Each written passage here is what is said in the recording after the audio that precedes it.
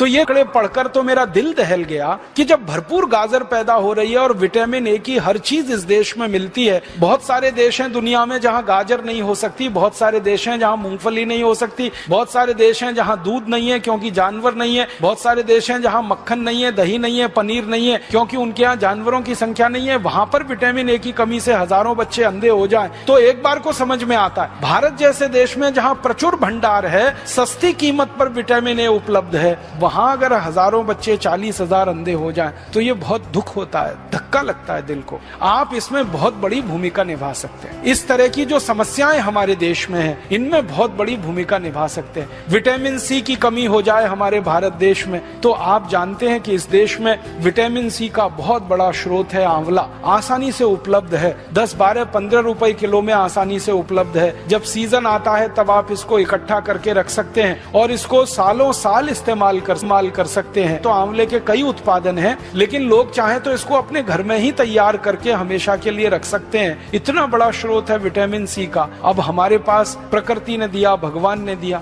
Vitamin A के स्रोत हैं। विटामिन B12 की तो भारत में कभी कमी नहीं हो सकती क्योंकि यहाँ के लोग जितने तरह की सब्जियां खाते हैं, जितने तरह के फल, मौसमी फल खाते हैं, सवाल ही नहीं उठता कि हमको विटामिन B12 कभी कमी हो जाए। ऐसे हमारे देश में प्रकृति के द्वारा जो बहुत सारे समृद्ध पदार्थ हैं, सस्ते हैं, कीमत में आसानी से उपलब्ध हैं, हर जगह होते हैं। सबसे बड़ी बात है कि आंवला भारत में हर जगह आसानी से मिल जाता है, गाजर भारत में हर जगह आसानी से मिल जाती है, टमाटर हर जगह आसानी से मिल जाता है। तो क्यों नहीं हम इनका हमारे मरीजों में, हमारे देश के साधारण नागरिकों में प्रचलन बढ़ाएं और इस प्रचलन को हमारे देश में जितना ज्यादा आप बढ़ा देंगे, हमारे मरीजों की फालतू दवाओं पर निर्भरता उतनी कम हो जाएगी। कैल्शियम की कमी के आपके पास जितने सारे मरीज आते हैं और आप उनको कैल्शियम के बहुत सारे स्रोत बताते हैं और आप भारत में बहुत सारी सस्ती सस्ती चीजों से कैल्शियम को उपलब्ध करा सकते हैं। सबसे आसानी से कैल्शियम हमारे यहाँ उपलब्ध है चूने के पत्थर के रूप में, और चूने का पत्थर एक 50 पैसे का बाजार से खरीदो, पानी में डाल के उसको रखो तो इतना चूना बन जाता है कि साल, 2 साल, 5 साल, 10 साल हम बहुत आसानी से अपने कैल्शियम की पूरे परिवार की जरूरत कम कर सकते हैं। आप भारत के लोगों को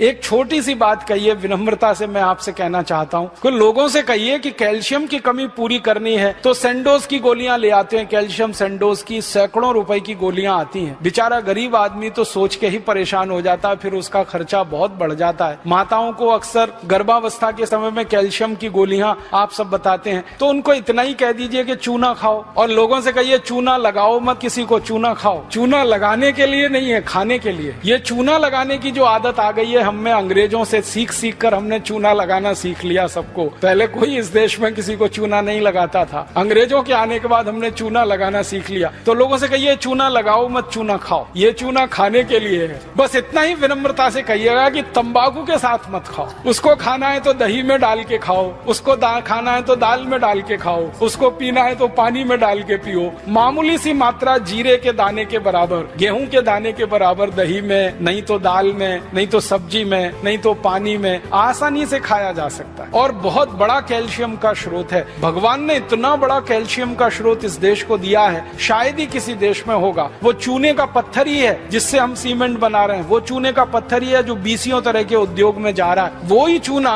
हमारे मरीजों के कैल्शियम की पूर्ति में बहुत बड़ी भूमिका निभा सकता है। तो ये साधारण सी बातें आम आदमी के दिल दिमाग में बहुत जल्दी बैठ जाती हैं, लेकिन आप कहेंगे तो ज्यादा अच्छे से। कोई दूसरा कहेगा ना तो कुतर्क करेगा, तुम क्या डॉक्टर हो, तुमको क्या मालूम है। लेकिन जब कोई डॉक्टर उसको कह रहा है तो बहुत गहराई से, एक तो परंपरा से आई हुई है बात, चूना उसके दादाजी खाते थे, दादाजी के दादाजी खाते थे, वो भी खाते थे, देखा है उसने, फिर आपने और जोड़ दिया उसमें कि ये कैल्शियम का सबसे बड़ा भंडार है, तो बात तो पक्की बैठ जाएगी उसके मन में। फिर वो अपनी जीवन शैली को इस तरह से बना लेगा कि सेंडोज की गोलियां खा खाकर करोड़ों रुपए एक विदेशी कंपनी को देना, क्योंकि आप जानते हैं सेंडोज जो है विदेशी कंपनी है, उसके करोड़ों रुपए का धंधा सिर्फ ये गोलियों का ही है। और ये धंधा हम भारतवासियों के अनजाने में, गैर जानकारी में हो रहा है। अगर ये जानकारी बढ़ जाए भारतवासियों की तो बहुत बड़ा काम आप सब मिलकर कर पाएंगे। तो मेरा एक ही विनम्र आपसे कहने का प्रयास है, वो ये कि आप थोड़ा एजुकेशन, किसी भी पेशेंट को थोड़ी एजुकेशन दीजिए, थोड़ी शिक्षा दीजिए, सामान्य ज्ञान उसको बताते जाइए ताकि वो गंभीर बीमारियों से बचता रहे।